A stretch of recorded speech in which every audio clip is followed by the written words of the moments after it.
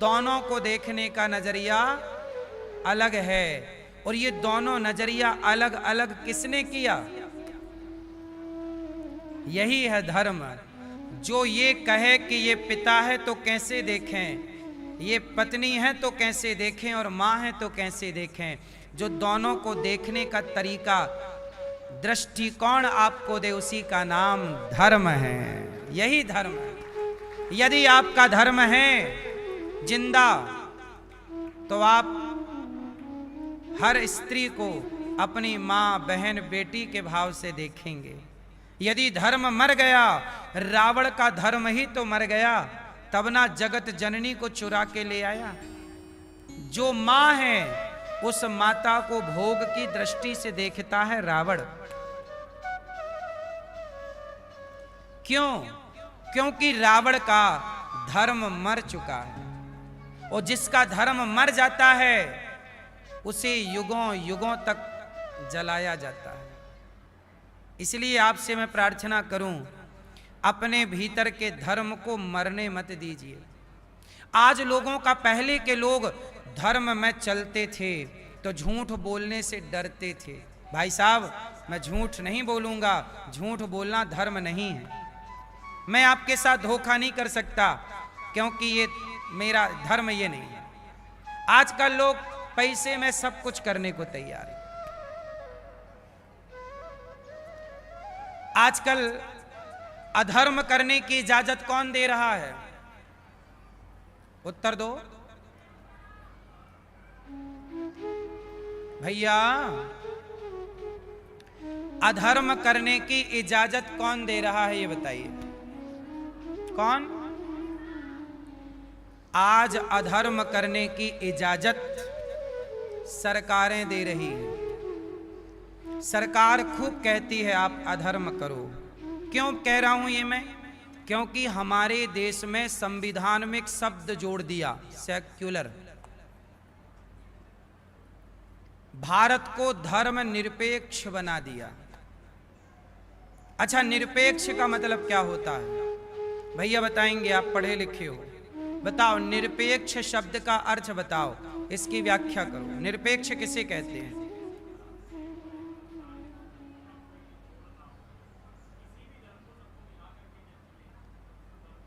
ये परिभाषा आपको किसने बताई?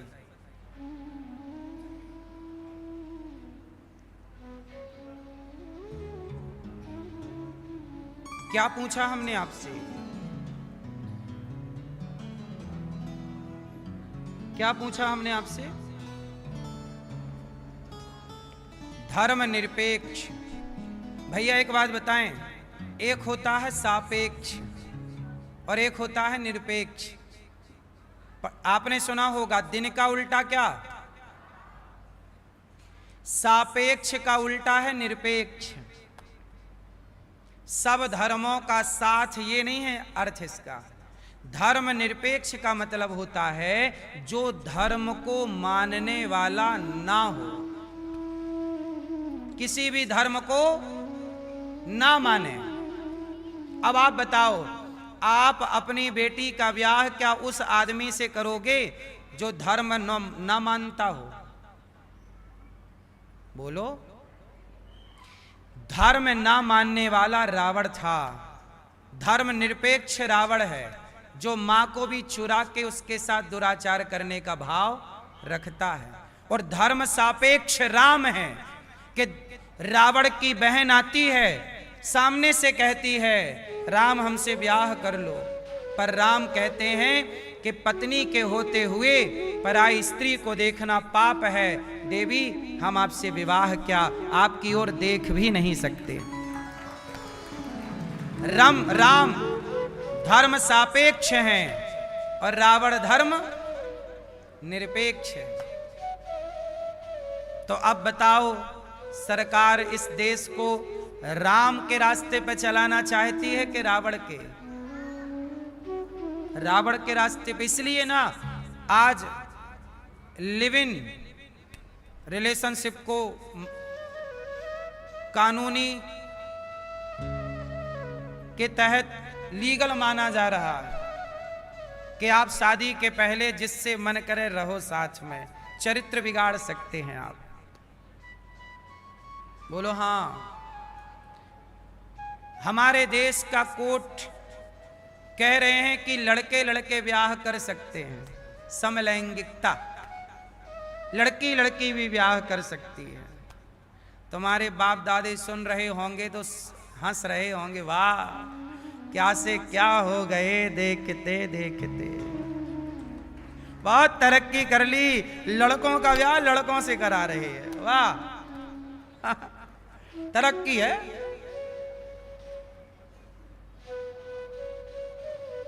बैल का ब्याह बैल से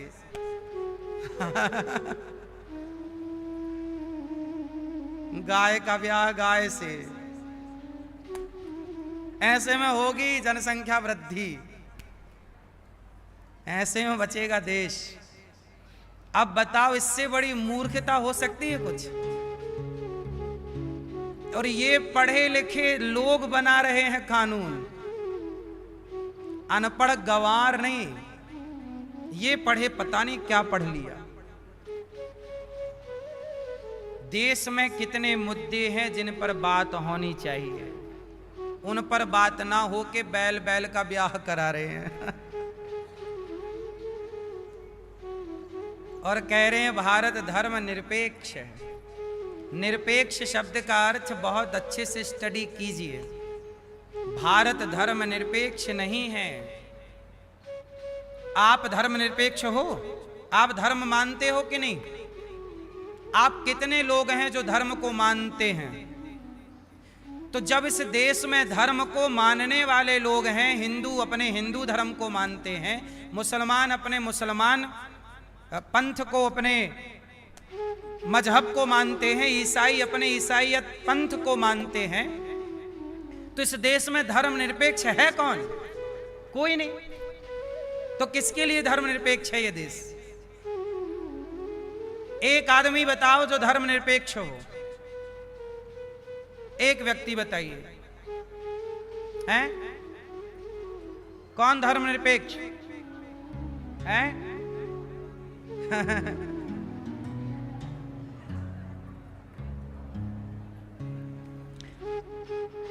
वो भी बेचारा कभी हिंदू बनके कभी ये बनके घूमता रहता है। ऐसा है, धर्म निरपेक्ष कोई भी नहीं है। सब अपने अपने धर्म को मान रहे, ईसाई ईसाईयत को मान रहे, मुसलमान अपने को मान रहे, हिंदू अपने को मान रहे, यहूदी यहूदी को फॉलो कर रहे हैं, पारसी अपना पारसी को, सिख अपना वाहे गुरु को फॉलो कर रहे हैं, अपना मान रहे। कौन है बताइए?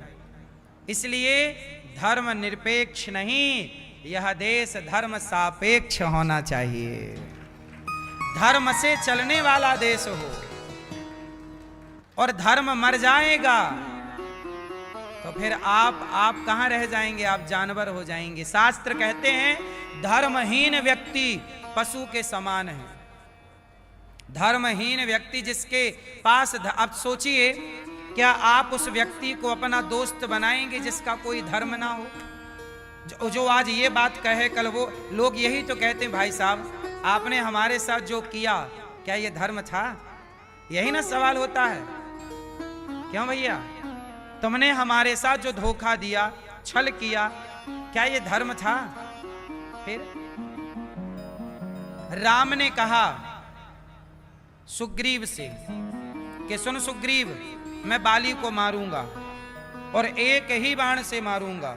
सुन सुग्रीव, मारी हूं बालहि एक ही बाण, ब्रह्म रुद्र शरणागत गए ना उबरी ही प्राण। सुन सुग्रीव, मैं एक ही बाण से किसको मारूंगा? बाली को मारूंगा। किसको वचन दिया? सुग्रीव को। अच्छा, जब सुग्रीव को राम वचन दिए और सुग्रीव और बाली का जब युद्ध हुआ तो राम कंफ्यूज हो गए। राम इस बात से कंफ्यूज हो गए कि एक भाई मेरा है भरत, जो मेरे लिए सिंहासन छोड़कर चरण पादुका लेकर चला गया, और एक भाई ये दोनों हैं, लड़ रहे हैं। राम को लगा भाई ये मैं कलयुग में तो नहीं आ गया, इसलिए राम जी ने पहली बार में बाली को नहीं मारा। सुग्रीव आया, कहा प्रभु आपने क्यों नहीं मारा? उसने तो मुझे खूब मारा। राम जी बोले सुग्रीव, मुझे लगा कि तुम दोनों भाई हो, इस तरह का लड़ना सही नहीं है। मेरा भाई भरत ऐसा नहीं है। सुग्रीव बोले नहीं प्रभु आप तो मारो। तो राम जी ने अपनी माला उतारी और सुग्रीव के गले में डाल दी। कहा अब मैं पहचान लूंगा कि तुम सुग्रीव, क्योंकि तुम दोनों भैया एक से हो ना। मैं बाण मार दूं कहीं तुम्हें ही लग जाए तो लोग क्या कहेंगे कि बताओ, जिस सुग्रीव को मित्र कहा उसी को मार डाला, मित्र को नहीं मार सकते। अब राम जी ने कहा जाओ, फिर से गए। सुग्रीव लड़े, राम जी ने बाण मारा, पेड़ की ओट पे खड़े होके नीचे एक बाण मारा, बाली के छाती पे जाके लगा, बाली गिर गया। अच्छा एक बात बताओ, राम जी बाली को सामने से नहीं मारते, बोलो हाँ, क्यों नहीं मारते?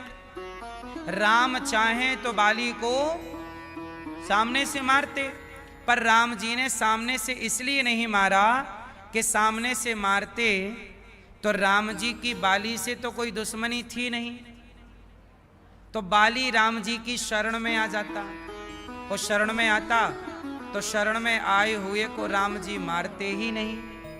और जब नहीं मारते, क्योंकि शरण में आए हुए को मारना पाप है, शरण में आए हुए को मारना, यदि शरण में आए हुए को मार देते तो लोग क्या कहते कि राम जी आपकी शरण में जो आया आपने उसे मार दिया, फिर शरण में जाने का मतलब क्या होगा? राम जी ना मारते बाली को, यदि वो शरण में आ जाता, और यदि ना मारते तो सुग्रीव क्या बोलता, अच्छा आपने मेरे से कहा था मारूंगा, अब आप नहीं मार रहे हैं, लगता है आप बाली से हाथ मिला रहे हैं, आप पार्टी बदल रहे हैं। अभी मेरी पार्टी में थे, अब बाली की पार्टी में जा रहे हैं। राम जी को आरोप लग जाता मित्र को धोखा देने का। सुग्रीव क्या बोलता कि आपने मेरे से कहा था मारूंगा, नहीं मारा, मतलब आपने मेरे को धोखा दे दिया। अब बताइए राम जी पर आरोप क्या लगता? धोखा देने का। इसलिए राम जी ने कहा कि दुनिया पूछेगी कि छिप के क्यों मारा, तो मैं बता दूंगा क्यों मारा, पर मेरा मित्र आरोप लगाएगा कि धोखा दिया। मित्र को धोखा देने का आरोप मैं बर्दाश्त नहीं कर पाऊंगा, सह नहीं पाऊंगा। ये राम का धर्म है कि वो मित्र को धोखा नहीं दे सकते। राम किससे बंधे हैं? जोर से, राम किससे बंधे हैं? राम धर्म से बंधे हैं। राम किससे बंधे हैं? जोर से। और आजकल आप लोग बंधना नहीं चाहते धर्म से, सबको आजाद होना है। अच्छा आपको आजादी चाहिए, स्वतंत्रता चाहिए कि बंधन चाहिए? क्यों मैया? भैया आप लोग बताओ, पीछे वाले, आपको बंधन चाहिए? बहन बताएंगी चश्मा वाली, आपको आजादी चाहिए कि बंधन चाहिए? आजादी चाहिए। बगल वाली बहन, आजादी चाहिए। कौन सी आजादी? कोई रोके ना, कोई टोके ना, माई लाइफ माई चॉइस। आजादी, इनको आजादी चाहिए। आपको भैया आजादी? आपको आजादी?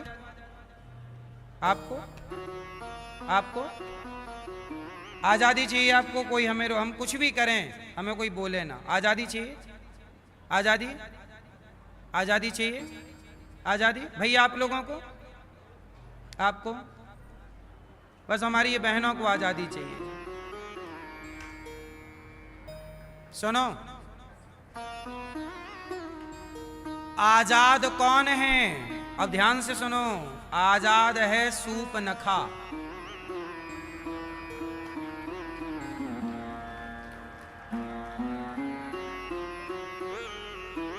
और बंधन में कौन है? माता सीता। सीता जी मर्यादा के बंधन में हैं। सीता नहीं कह सकती रावण से कि तुम मेरे से ब्याह कर लो। रावण की बहन सूपनखा कहती है राम से, तुम मेरे से ब्याह कर लो। जो स्त्री आजादी चाहती है वो आजाद होके सूपनखा ही बनेगी। इसलिए आजादी नहीं, सीता के बंधन को स्वीकार कीजिए। जो पुरुष आजाद होगा वो रावण हो जाएगा, और जो बंधन में रहेगा मर्यादा के वो राम हो जाएगा। इसलिए मर्यादा स्त्री के लिए भी जरूरी है, और जोर से पुरुष के लिए भी। आजादी का मतलब ये नहीं कि जो मन करे मैं करूं, जहां मन करे जाऊं, जहां मन करे वहां तो कुत्ते जाते हैं। बोलो हां। जहां मन करे वहां कौन जाता है?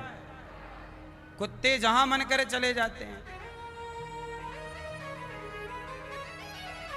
नहीं, इसलिए जहां मन करे वहां नहीं। रावण का जो मन करता वही करता, इसलिए ना नाश हो गया। दुर्योधन का जो मन करता वही करता। ले आओ द्रौपदी को, लाओ यहां, लाओ यहां खड़ा करो, कपड़े उतारो। अब जो मन कर रहा है, भरी सभा में एक नारी के कपड़े उतार रहा है, और सामने बाप बैठा है, सामने गुरु बैठे हैं, पितामह बैठे हैं। तनिक शर्म नहीं आई इस दुष्ट आदमी को कि बाप के सामने तो किसी स्त्री को निर्वस्त्र ना करे, गुरु के सामने तो किसी नारी का अनादर ना करे। लेकिन बेशर्मी की हद देखो। मन माना, मैं दुर्योधन, जो मन करेगा करूंगा, मैं राजा का बेटा हूं, अपनिच भगवान है, बन जा भगवान। इतनी आजादी मिली दुर्योधन को कि उसकी आजादी ने उसका सर्वनाश कर दिया। बोलो हां। इसलिए बेटा, आजादी, पतंग आजाद है कि रस्सी के छोटे से धागे के बंधन में है। बोलो, यदि वो पतंग आजाद हो जाए तो कितने भी ऊंची हो नीचे गिर जाएगी, और वो यदि बंधन में बंधी रहेगी तो आकाश में उड़ती रहेगी। जो मर्यादा के बंधन में है वही गगन चूमता है। इसलिए मर्यादा के बंधन की रस्सी को, बेड़ियों को तोड़िए मत। जिन लड़कियों ने, जिन लड़कों ने मर्यादा के बंधन को तोड़ा, वो आज क्लबों में जाके पराई स्त्री, पराए पुरुष के संग मुन्नी बदनाम हुई खेल रहे हैं, शीला की जवानी खेल रहे हैं। बोलो हां।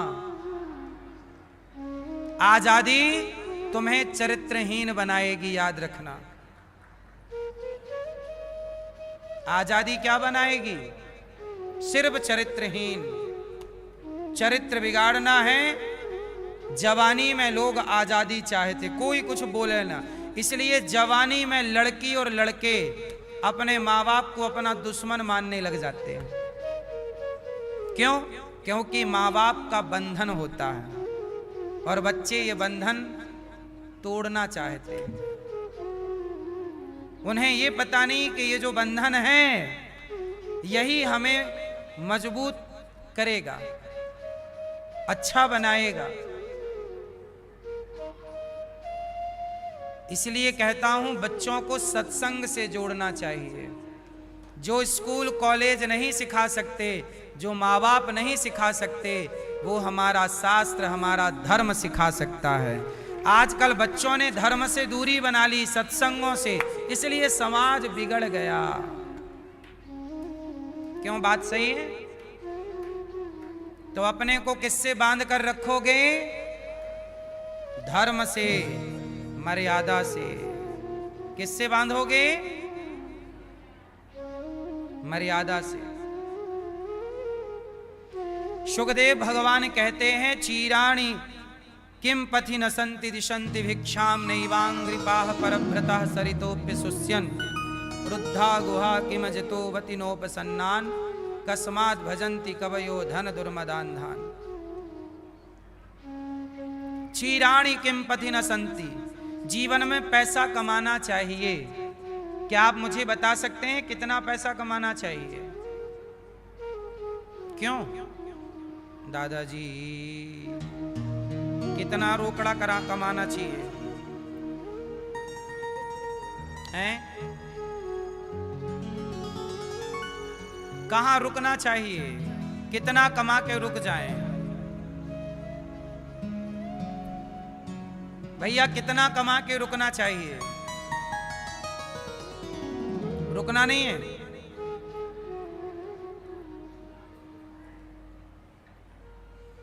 पैसा कमाना चाहिए।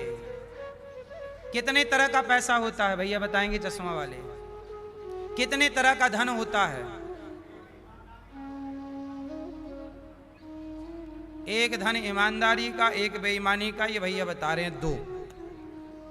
मैया मैया बताओ, ओ मैया मैया कितने तरह का धन होता है? ये मैया बताएंगे, लाल मैया से लेके गुलाबी मैया तक कितने तरह का धन होता है हैं? ये भैया दो तरह का बताए। मैया आप बताओ कितने तरह का धन होता है? 5 तरह का। हाँ मैया बताओ 5 कौन कौन हैं? हैं?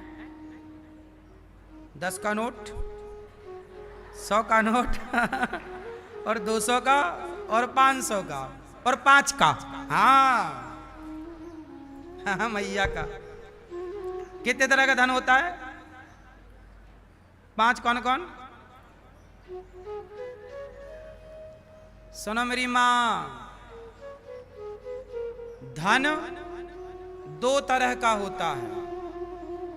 इन्होंने जो 2 कहा वो वाला 2 नहीं, एक और 2 है। एक तरह का धन तो ये सोना चांदी हीरा मोती रुपया पैसा जमीन जायदाद बेटा बेटी, बेटा को भी धन कहते हैं। पुत्र धन, पुत्री धन, शरीर का धन ये भी एक धन है। स्वस्थ शरीर, अमीरी, रुपया पैसा जमीन जायदाद खेती बाड़ी गाड़ी बंगला ये धन है। ये क्या है बोलो? ये धन है। एक धन दूसरा है जिसको मीराबाई ने बताया, पायो जी मैंने राम रतन धन पायो। पायो जी मैंने राम रतन धन। एक धन जगत का और दूसरा धन जगन्नाथ का। इसलिए कहते हैं धन कमाओ पर जगत का ही कमाते रहोगे तो बांध कर ना ले जाओगे। थोड़ा जगन्नाथ रूपी नाम रूपी भक्ति का धन कमाओ, वही साथ देगा। क्योंकि यहाँ का धन यहीं रह जाना है। मरोगे तो सब उतार लिया जाएगा। अंगूठी चैन मैया पाँव में मोटे मोटे चांदी के पहनती हैं, सब बहुएं उतार लेंगी। नहीं मैया उतार लेंगी। आपने उतारे अपने सास के नहीं?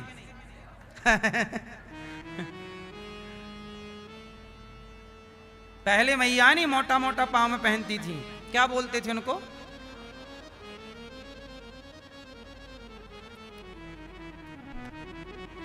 जब मरता है आदमी सब उतार लिया जाता है। अच्छा ये बताओ, मरने के बाद सोना चांदी उतर गया, जमीन जायदाद यहीं रह गई, कमाई संपत्ति रह गई, क्या गया साथ में उसके? हैं? जो उसने पुण्य किया होगा, किसी भूखे को रोटी खिलाई होगी, किसी प्यासे को पानी पिलाया होगा, जो उसने भगवान का नाम जपा होगा, जो पुण्य भला किया होगा, क्या वो भलाई भी उसके संग रह गई होगी? यहां रह गई कि गई? साथ में कौन चलता है? कौन चलता भैया? परिवार के लोग, रिश्तेदार शमशान तक साथ देते हैं। परिवार का साथ कहां तक होगा? शमशान तक। शरीर का साथ कहां तक होगा? चिता तक। चिता तक शरीर का साथ यहीं जल जाएगा। परिवार का साथ शमशान तक। बेटे का साथ अग्निदान तक। पत्नी का साथ द्वार तक। पैसे का साथ संसार तक। लेकिन धर्मानुगो गच्छति जीव ये कहा, जो आपने पुण्य किया है, भक्ति की है, वह पुण्य आपके संग चलेगा आगे। इसलिए आगे के लिए कुछ धन कमाओ और वहां के लिए कुछ जोड़ लो संपत्ति, क्योंकि वही काम आनी है। यहां का तो यहीं तक साथ निभाएगा। क्यों? सही है भैया, सही है। कितने प्रकार का धन होता है? पैसा कितना कमाना चाहिए? अच्छा बताओ, सबसे बड़ा धन क्या है? सबसे बड़ा धन ये भैया बताएंगे हमारे चश्मा वाले। सबसे बड़ा धन भक्ति। सुन के बताया आपने, बच्चों का नकल किया आपने, वो भी बच्चों की नकल। ये बहुत अच्छे बच्चे हैं, सही जवाब देते हैं पूरा पूरा, सत्संगी हैं। बच्चों की नकल बड़े भी कर रहे हैं। मैया बताएंगी, मैया मैया मैया, लाल मैया बुराई मान गई क्या मेरी माँ? नहीं? चलो बताओ फिर, सबसे बड़ा धन कौन? ये मैया नहीं बताएंगे? कोई पैसा लग रहा है? मैया बताओ, सबसे बड़ा धन कौन? चश्मा वाली मैया, सबसे बड़ा धन कौन?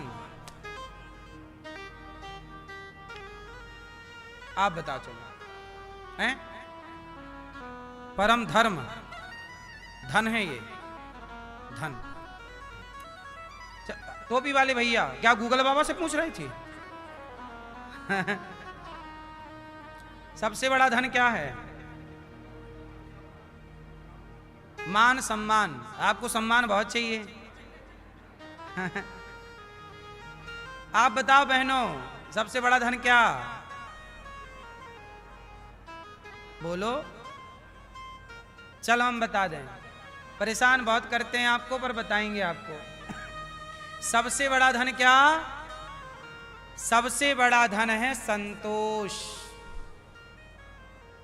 गौधन, गजधन, बाज धन और रतन धन खान, जब आवे संतोष धन, सब धन धूरी समान। सारा धन हो पर संतोष ना हो तो सारा धन बेकार है, और कुछ भी ना हो और जीवन में संतोष हो तो आदमी बड़ा है। इसलिए सबसे बड़ा धन कौन सा धन? संतोष धन। इसलिए जितना विधाता ने दिया है उसमें क्या होना? संतोष। आप परेशान होते हैं कि उसके पास गाड़ी है। उस एक आदमी मेरे पास आया, बोला महाराज जी हमारा पड़ोसी 10,000 के जूते पहनता है, बहुत बड़ा आदमी है, 10,000 के जूते। मैं बोला चल मेरे साथ। मैं उसको रेलवे स्टेशन की तरफ ले गया, और रेलवे स्टेशन की तरफ गया तो वहां एक आदमी चप्पल पांव में पहन के ऐसे घिसट रहा था। बोलो हाँ, आपने देखे होंगे कुछ लोग चप्पल कहां पहनते हैं? कहां पहनते हैं? हाथ में पहन के और घिसट रहे थे। मैंने कहा देख, तू ये तो देखता है कि फलाने ने 10,000 के जूते पहने हैं, तूने ये नहीं देखा कि इसके पास जूते पहनने को पांव ही नहीं है।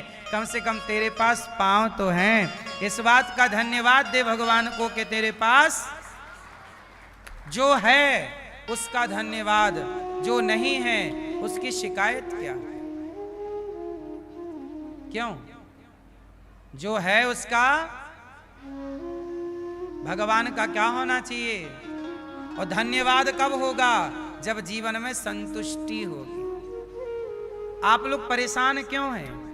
क्योंकि आपके पास संतोष नहीं है। औरों के पास जितना है, कुछ लोगों के पास तो इतना भी नहीं है जितना आपके पास है। इतना होने के बाद भी आप लोग परेशान हैं। क्यों मैया? आप सुखी हो कि दुखी हो? मैया मैया आप सुखी हो कि दुखी हो? बोलो मेरी माँ, सुखी हो कि दुखी हो? क्या हो?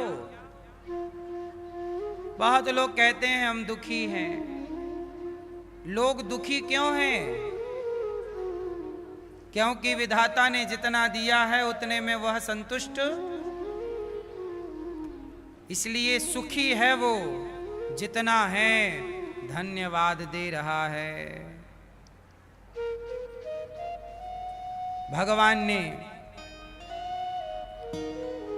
महाभारत के युद्ध में पांडवों का साथ क्यों दिया?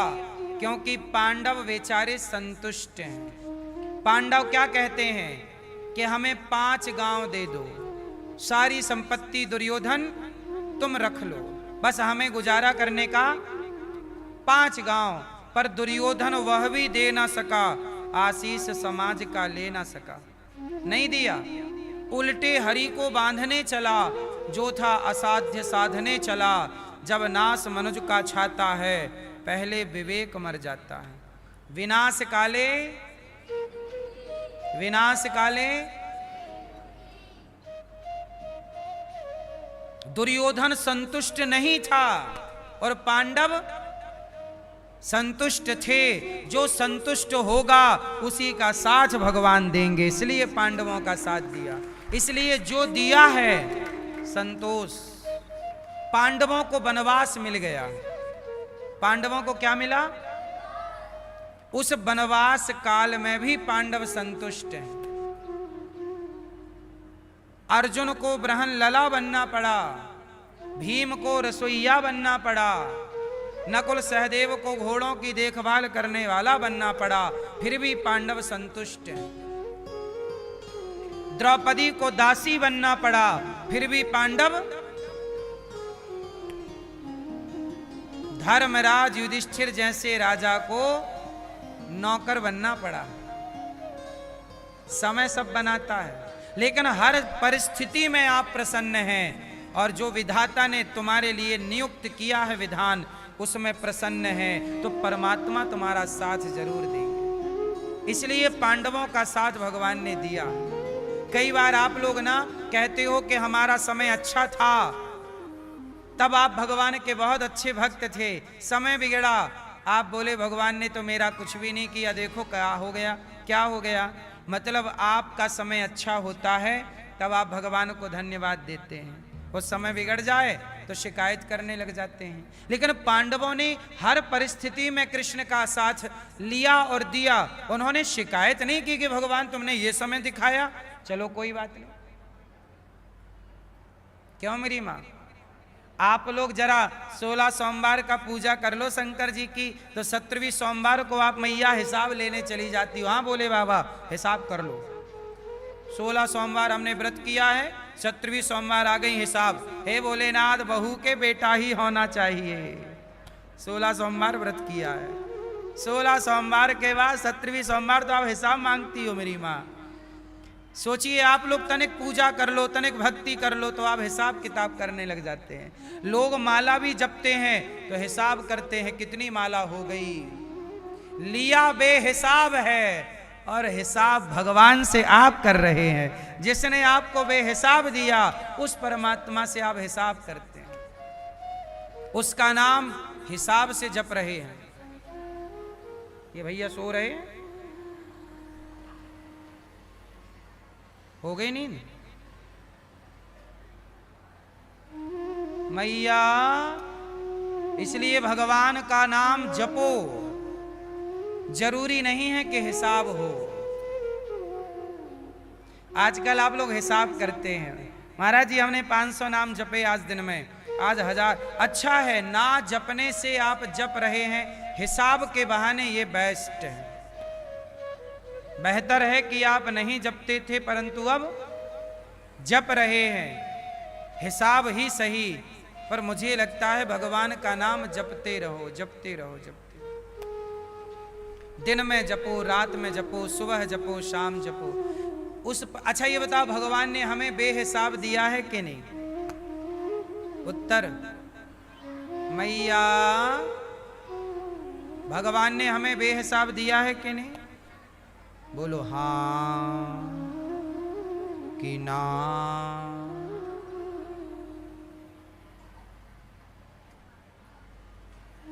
परमात्मा ने हमें बेहिसाब दिया। फिर हम क्यों हिसाब करने बैठ गए?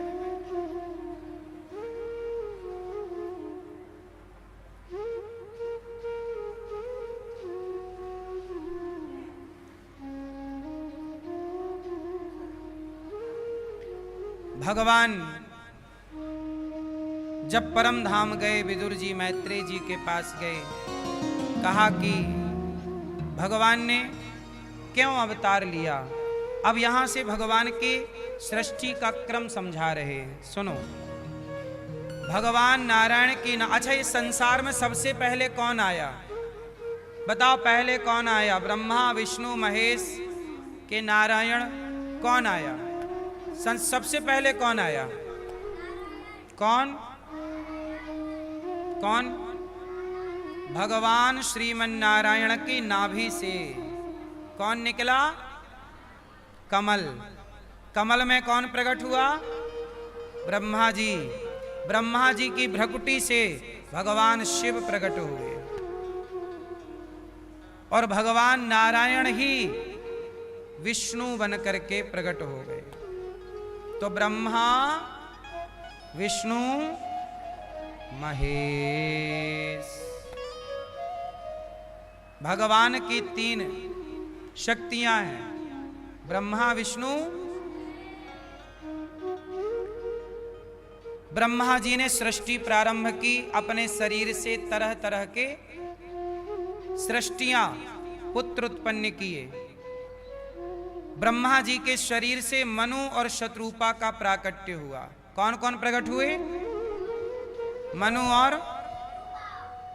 मनु शत्रुपा की 3 बेटियां और 2 बेटे हुए।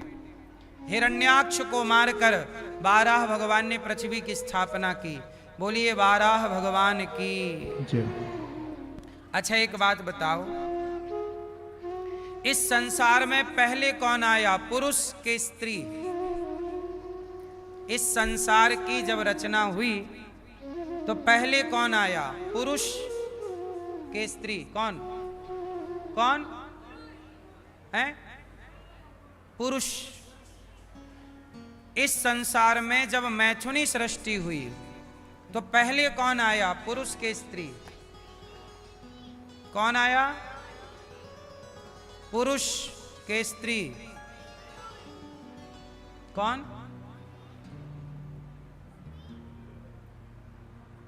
कौन आया दादाजी? हैं? पुरुष। पुरुष लोग कह रहे हैं हम आए, स्त्रियां कह रही हैं हम आई। टोपी वाले भैया कौन आया? हैं? इस संसार में जब सृष्टि बनी तो सबसे पहले स्त्री आई। कौन आया? उस स्त्री का नाम है आकुति, देवहूति और प्रसूति। फिर 2 पुरुष आए, प्रियव्रत, उत्तानपाद। इसलिए नारी का स्थान पुरुष से ऊंचा है। आजकल हमारे देश में कुछ स्त्रियां क्या कहती हैं? नारी भी पुरुष के बराबर है।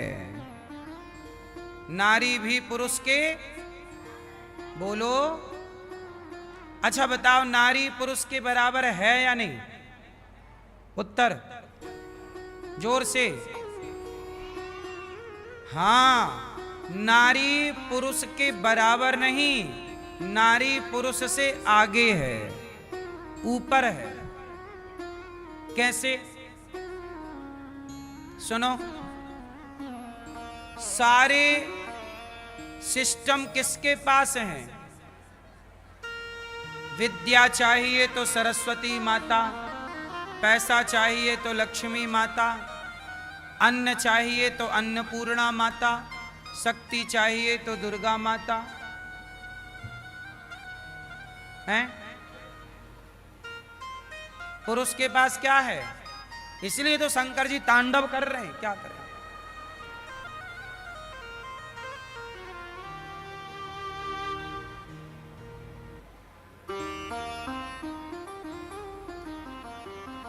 हमारे सनातन में पुरुष से अधिक सम्मान नारी का है। सनातन में नारी को भगवान का दर्जा है।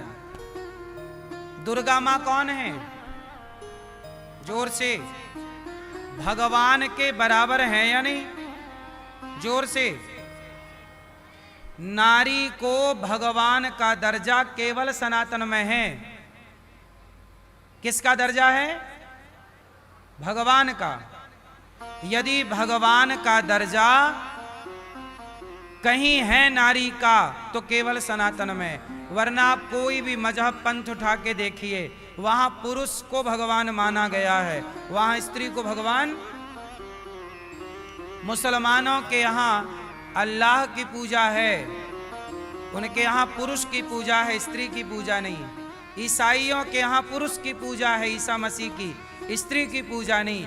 केवल सनातन में नवरात्रि में 9 दिन की पूजा है नारी की, और भगवान की तरह पूजा है। तो नारी का जितना सम्मान सनातन में है, आप कहीं और देखते हो इतना सम्मान नारी का तो बताओ। मैया, नारी का सम्मान कहां है? सनातन धर्म में। किसका सम्मान है? हमारे यहां लड़की को देवी कहा जाता है। क्या कहा जाता है? देवी। इसलिए यदि हम आपको देवी कह रहे हैं तो आपको भी देवी की मर्यादा का पालन करना चाहिए। अब हम आपको देवी कहें और आप काम राक्षसी वाला करो तो बात नहीं बनेगी ना। यदि हम आपको देवी कह रहे हैं तो आपको भी क्या बनना होगा? देवी। सही है? इसलिए सनातन सबसे श्रेष्ठ विचारधारा है। मनु जी महाराज के 3 बेटियां, आकुति का विवाह रुचि प्रजापति से, देवहूति का विवाह करदम ऋषि, करदम जी से माता देवहूति का विवाह हुआ। करदम जी की 9 बेटियां हुई। ब्रह्मा जी के 9 मानस पुत्रों से विवाही गईं। कपिल भगवान ने माता देवहूति को सांख्य उपदेश दिया और दोनों सिद्धा नाम की नदी बनकर मां बह गईं और कपिल देव जी गंगा सागर चले गए। मनु जी की तीसरी बेटी का नाम है प्रसूति। बहुत ध्यान से सुनिएगा। मनु जी की तीसरी बेटी का नाम क्या है? प्रसूति का विवाह दक्ष से हुआ। किससे हुआ? दक्ष की सबसे छोटी बेटी का नाम है सती, और माता सती का विवाह भगवान शंकर से हुआ। एक दिन क्या हुआ? भगवान शंकर का भरी सभा में दक्ष प्रजापति ने अपमान कर दिया। मतलब ससुर जी ने दामाद जी का अपमान कर दिया। सभा लगी थी, दक्ष आए, सबने खड़े होकर दक्ष का अभिवादन किया, परंतु शिव जी खड़े नहीं हुए, ब्रह्मा जी और विष्णु भगवान खड़े नहीं हुए। तो भगवान विष्णु इसलिए खड़े नहीं हुए कि दक्ष तो मेरा पोता है, ब्रह्मा जी इसलिए नहीं खड़े हुए, दक्ष मेरा बेटा है, और शिव जी खड़े नहीं हुए कि ये मेरे पिता के तुल्य हैं। सम्मान तो है ही मन से, जरूरत क्या है जमाने को दिखाने की। अब भरी सभा में दक्ष ने देखा कि मेरे लिए शंकर खड़े नहीं भये, भरी सभा में गालियां देना शुरू कर दिया। अरे इसे क्यों बुला लिया? इसे इतना उठने का ज्ञान, ना बैठने का ज्ञान, ना खाने का ज्ञान, ना पीने का ज्ञान। भरी सभा में भगवान शिव का अपमान करने लग गए। कौन कर रहा है? दक्ष। और दक्ष जब अपमान करता चला गया, करता चला गया, करता चला गया, तो भगवान शंकर उत्तर कुछ भी ना दिए। अच्छा एक बात बताओ, जब मैया सुनो मेरी माँ, जब कोई आपका अपमान करे तब क्या करना चाहिए? जवाब दें या ना दें? जोर से। जब कोई आपका अपमान करे तो जवाब देना चाहिए कि नहीं? मैया सो गई, जगाओ मैया। बेटा बैठ जाओ, अब नहीं खड़े होना बार बार, शांति से सुनो। ये बताओ, जब कोई आपका अपमान करे तो जवाब देना चाहिए कि नहीं? उत्तर देना चाहिए।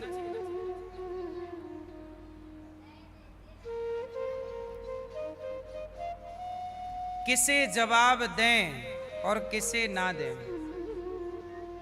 जब कोई अपना पिता, अपना भाई, अपना व्यक्ति गाली दे तो क्या जवाब दोगे? और एक बात बताओ, कुत्ता आपको काटे तो आप भी कुत्ते को काटोगे क्या? तूने हमें काटा है, हम भी काटेंगे। क्या कुत्ते को काटते हैं आप लोग? जब कुत्ता आपको काटता है तो आप इंजेक्शन लगवाते हैं, आप कुत्ते को नहीं काटते। ऐसे ही जब कोई आपका अपमान करता है तो आप जरूरी नहीं है कि आप भी उसका अपमान करें। कोई आपको गाली दे रहा है, देने दो। भाई ये बताओ, एक संत जी थे और वो संत जी एक जगह गए तो एक दुष्ट व्यक्ति संत जी को गाली देने लग गया, अपमान करने लग गया। संत जी ने कोई जवाब नहीं दिया। वो गाली देता रहा, अपमान करता रहा और जब थक गया तो चुप हो गया। अब बताओ, सामने वाले ने गाली क्यों दी? क्योंकि उसके गाली देने के संस्कार हैं। संत जी ने गाली क्यों नहीं दी? क्योंकि संत जी के गाली देने के संस्कार। भाई, आप जो व्यवहार मेरे साथ करेंगे वो व्यवहार आप मेरे साथ वही व्यवहार करेंगे जो आपके संस्कार होंगे। आपका व्यवहार आपका परिचय देगा और मेरा व्यवहार मेरा परिचय देगा। इसलिए आपका व्यवहार ही आपका परिचय है। इसलिए जरूरी नहीं है कि कोई हमें गाली दे तो हम भी गाली दें। गाली देने वाले को देने दिया करो। ये दास अनिरुद्ध, हमें कितने लोग गालियां देते हैं, हमें कितने आपने देखा मीडिया वाले, न्यूज चैनल वाले डिबेट लगा लगा के वो अपने चैनलों में बुला बुला के हमें गाली दिलवाते हैं। न्यूज वाले, कुछ न्यूज चैनल वाले, सब नहीं। क्यों गाली दे रहे हैं वो? हमने उनके घर चोरी की है क्या? उनके डाका डाला है? उनकी बहन बेटियों को छेड़ा है? क्यों? क्योंकि वो लोग गौरी गोपाल आश्रम में जितनी सेवाएं चलती हैं, वृद्ध माओं की सेवा, 30,000 लोग पर डे भोजन करते हैं, तो वो लोग खुद तो सेवा करते नहीं और दूसरा करे तो उसे करने नहीं देना। अच्छे व्यक्ति को ही संसार में परेशान किया जाता है, बुरे व्यक्ति को कौन परेशान कर रहा है? इसलिए वो हमें कितनी भी गाली दें पर हम उन्हें गाली नहीं देते, क्योंकि उनके संस्कार गाली देने के हैं, अपमान करने के हैं। उनकी तरह हम थोड़ी हैं। गौरी गोपाल की सेवाएं उन्हें नहीं दिखती। गौरी गोपाल में 150 बच्चे पढ़ते हैं निःशुल्क। 30,000 लोग पर डे भोजन करते हैं निःशुल्क। 315 यहां वृद्ध माएं रहती हैं निःशुल्क। बताइए, मानव जाति की सेवा है या नहीं? उत्तर दो। ये दास अनिरुद्ध, मेरी 35 साल की आयु है। बताइए, 35 साल की उम्र में जो ये दास ने किया वो सही किया कि गलत किया? सही है। लेकिन इस सही को देख करके पीठ थपथपाने की जगह पूरे इंटरनेशनल मीडिया हमें गाली देने पे लग गई। बोलो हाँ, क्यों गाली दे रहे हैं उन्हें खुद पता नहीं, बस दे रहे हैं। सनातन का विरोध करना है। जो सनातन के लिए काम करेगा उस व्यक्ति को इस देश की कुछ मीडिया परेशान और बदनाम करेगी, क्योंकि इन लोगों को पैसा बाहर से मिल जाता है बदनाम करने का। तो ये षड्यंत्र चलता है। बोलो हाँ। इसलिए कहता हूं, कोई आपको देखो, मुझे इतनी गालियां लोग दिए फिर भी मैंने अपना सही काम करना छोड़ा क्या? वो बोल बोल के थक गए ना, हम करते रहे, हमने उन्हें जवाब भी नहीं दिया, हम अपना काम। इसलिए दुनिया आपको गाली देगी, अपमानित करेगी, पर आपको अपने अच्छे कामों को नहीं छोड़ना।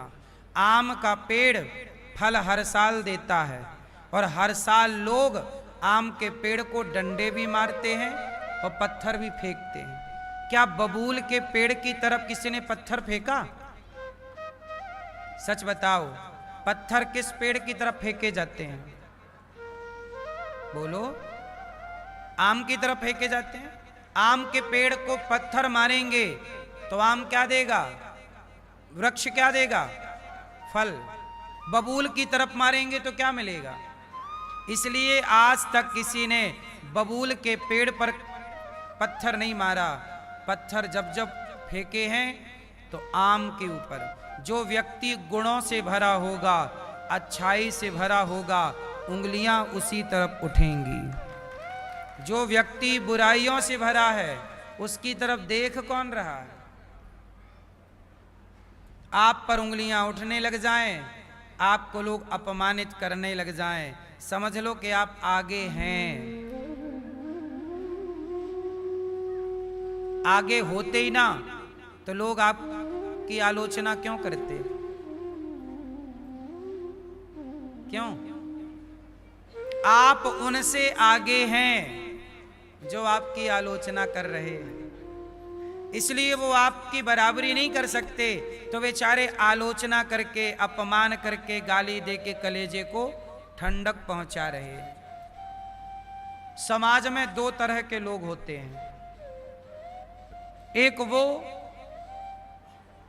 जो अपने लक्ष्य की ओर आगे बढ़ते हैं और कामयाब होते हैं, सफल होते हैं। एक वो हैं जो सफल होते हैं और दूसरे वो हैं कि सफल हो नहीं पाए तो सफल होने वाले को गाली देते हैं। सफल हो नहीं पाए तो सफल व्यक्ति को गाली देंगे। आप अपना नाम किस में लिखवाना चाहोगे? गाली देने वालों में या सफल होने वालों में? इसलिए कहता हूं, मत देखिए यहां, मत देखिए वहां, यहां वहां ना देखिए, अपने लक्ष्य को देखिए। राम काज कीन्हे बिनु मोहि कहां विश्राम। जब तक आपका लक्ष्य पूरा ना हो तब तक विश्राम करने की जरूरत नहीं है, थकने की जरूरत नहीं है, रुकने की जरूरत नहीं है। लक्ष्य को पाना ही आपका ध्येय होना चाहिए। आलोचना करना आपका ध्येय, आपका उद्देश्य नहीं होना चाहिए। ठीक है? बुरा व्यक्ति जब बुराई करना नहीं छोड़ता तो अच्छे को भी अच्छाई करनी नहीं छोड़नी चाहिए। देखते हैं कौन जीतता है, बुरा जीतता है कि अच्छा। बुरा व्यक्ति पूरी जान लगाता है बुरा करने में। बुरे के साथ पूरा जगत होगा पर अच्छे के साथ जगन्नाथ होंगे। याद रखना, हमेशा बुरे लोगों की संख्या ज्यादा होती है। घबराना मत, हमेशा बुरे लोगों की संख्या और अच्छा हमेशा अकेला होता है। कई बार अच्छाई अकेली रह जाती है। अच्छाई को अकेले ही लड़ना होता। पर याद रखिएगा कि बुराई कितने भी पावरफुल क्यों ना हो, उस बुराई पर हावी कौन होगी? अच्छाई होगी।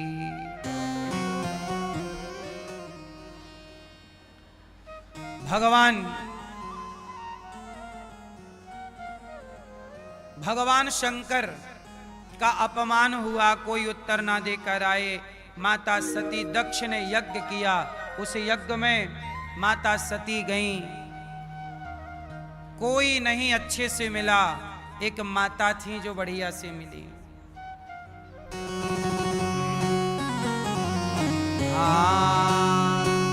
माँ कैसे मिली? अच्छे से।